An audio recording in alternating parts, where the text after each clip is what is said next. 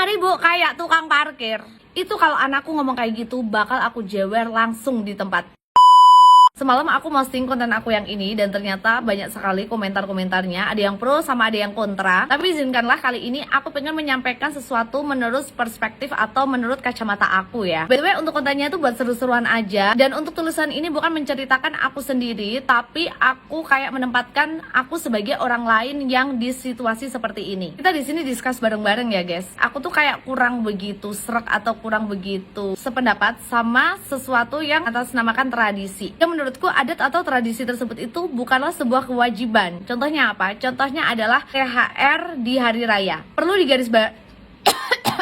digarisbawahi, THR sama zakat itu beda. Dan banyak juga yang pada komen, Kak itu kan setahun sekali, itu namanya zakat. Ya, zakat itu kita kasih zakat sama orang-orang yang benar-benar membutuhkan. Bukan ke anak-anak atau bocil-bocil yang bahkan nggak bocil aja, ada kadang remaja itu yang minta uang ketika lebaran. Jadi sampai sini kalian bisa ngebedain ya mana zakat, mana yang THR buat ponakan-ponakan atau buat bocil-bocil. Alhamdulillah semenjak Covid sampai tahun ini aku masih bisa kasih ponakan-ponakanku THR. Tapi di sini tuh aku kayak ada yang mengganjal gitu loh. Aku memposisikan seseorang yang mungkin ekonominya di tahun ini itu tidak seperti tahun-tahun kemarin atau ekonominya sekarang itu lagi seret, tapi dituntut untuk ngasih THR. Dan itu kewajiban. Aku lihat fenomena ini di sekelilingku sendiri. Jadi aku melihat pemandangan seperti ini tuh kayak di sekitarku. Nah, di sini aku mau kasih contoh nih. Ada salah satu orang itu beberapa tahun yang lalu itu rezekinya banyak ya. Rezekinya lagi lancar, kasih THR banyak. Terus suatu ketika di tahun tersebut katakanlah 2024 beliau itu rezekinya tuh lagi cepet ya. Ibaratnya ekonominya lagi turun. Pokoknya lagi seret lah. Karena beberapa tahun sebelumnya orang itu tuh udah kayak bagi-bagi, setiap tahunnya tuh pasti dan selalu membagi-bagi. Itu kayak menjadi sebuah kewajiban. Jadi orang tersebut dikala ekonominya lagi seret, ekonominya lagi cepat, itu dia bela-belain punya uang cuma buat kasih-kasihin orang, kasih-kasihin saudara. Karena itu momen setahun sekali. Padahal dianya sendiri itu lagi kesusahan. Tapi dia kayak memaksakan karena sebelum-sebelumnya itu sudah ngasih. Dan rata-rata yang dikasih itu berani nagih, berani minta-minta. Terus ada lagi nih momen-momen lebaran nih. Ini juga nggak kalah kurang ajarnya sih menurut aku bocil-bocilnya. Jujur untuk THR dibagikan sama anak-anak itu kan nggak ada minimal nominalnya kan. Bebas mau ngasih berapa, 2.000, 5.000, 10.000, 20.000, 50.000 itu bebas. Tapi suatu ketika aku tuh pernah lihat di depan mata aku sendiri ada anak kecil dikasih 5.000, dikasih THR 5.000. Mau tahu nggak dia jawabannya gimana? 5.000 kayak tukang parkir. Bayangin, itu anak kecil kayak gitu.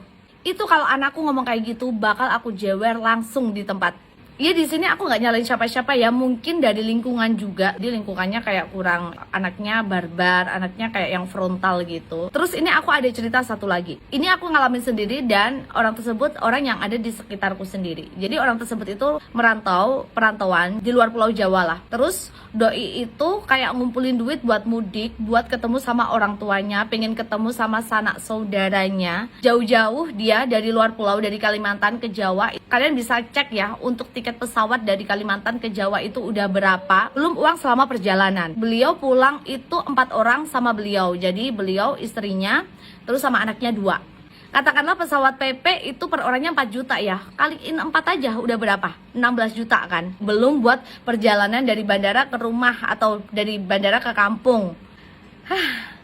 Ngenesnya tuh di sini tahu, beliau udah keluar duit banyak. Beliau mudik pulang itu pengen ketemu sama orang tuanya yang sudah tua, pengen kumpul-kumpul. Tapi apa coba yang didapat ketika di pulang kampung? Satu, perjalanannya udah makan banyak. Terus yang kedua, sampai rumah itu masih ditodong oleh-oleh. Oke, dibawain oleh-oleh. Sampai rumah ditodong duit sama anak dari saudara-saudaranya. Karena beranggapan paman di luar Jawa itu sukses, itu banyak duit. Padahal belum tentu. Udah pulang habis banyak, udah ditodong oleh-oleh, udah ditodong THR. Ada lagi nih yang paling gong.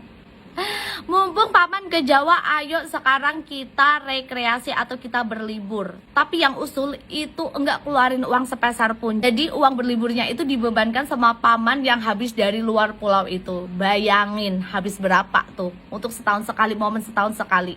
Ujung-ujungnya apa guys? Setelah lebaran kehabisan duit. Ujung-ujungnya apa? Yes, pinjam ke saudara lainnya. Terus melihat pemandangan seperti itu, apakah kita itu menormalisasikan ketika lebaran itu harus bagi-bagi THR? Wajib gitu. Dan wajib pun ada minimal nominalnya. Karena kalau dikasih 5.000, 10.000 itu perangat perengut anak kecilnya. Ini menurut aku ya guys, monggo silakan setuju, boleh, enggak juga boleh. Yang namanya lebaran itu jangan mentang-mentang setahun sekali baru kumpul, itu kamu kayak jor-joran, kamu kayak ngasih duit, udah habisin aja, toh ini juga buat amal, nanti nggak bakal miskin ketika memberi. Tapi kita harus berkaca lagi. Kalau kita terlalu nyahnya yang ada, nanti yang repot kita sendiri di kemudian hari ya.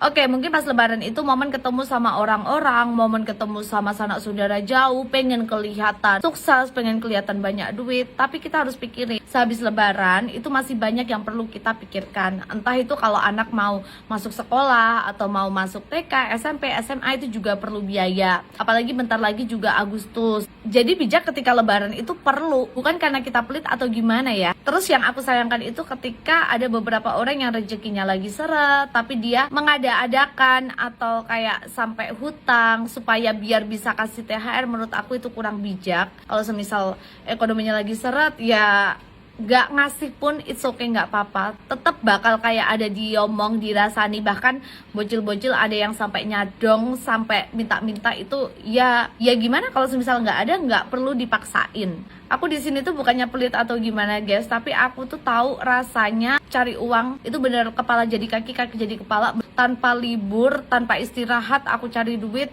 Akan sayang banget ketika lebaran kasih THR di dum-dum case. Itu bukan cuma buat saudara inti, tapi kadang aku risih tuh ketika kayak anak-anak tetangga terus nggak tahu dia tuh anaknya siapa gitu, tuh tiba-tiba kayak datang, dan anak tersebut itu entah diajarin sama orang tuanya, dia itu berani minta atau berani kayak mana THR-nya gitu. Itu yang menurut aku bikin ilfil seperti itu. Ya, menanggapi konten ini pasti banyak pro dan kontra, tapi menurut aku sah-sah aja. Kalian mau pro atau kontra monggo silahkan ya, karena pribadi orang beda-beda. Aku nggak bisa memaksakan kalian harus sependapat sama aku. Tapi balik lagi, ini menjelang lebaran, be wise, jangan terlalu bloboh, jangan terlalu jor-joran. Monggo silahkan kalau kalian beranggapan itu momen setahun sekali, apalagi ketika kita mengeluarkan itu nggak bikin kita miskin, ya monggo silahkan. Tapi jangan sampai habis lebaran kalian pusing karena saldonya habis, atau pusing saldonya nipis, habis itu masih ada keperluan-keperluan lainnya. Nah itu jangan sampai seperti itu. Kalau kalian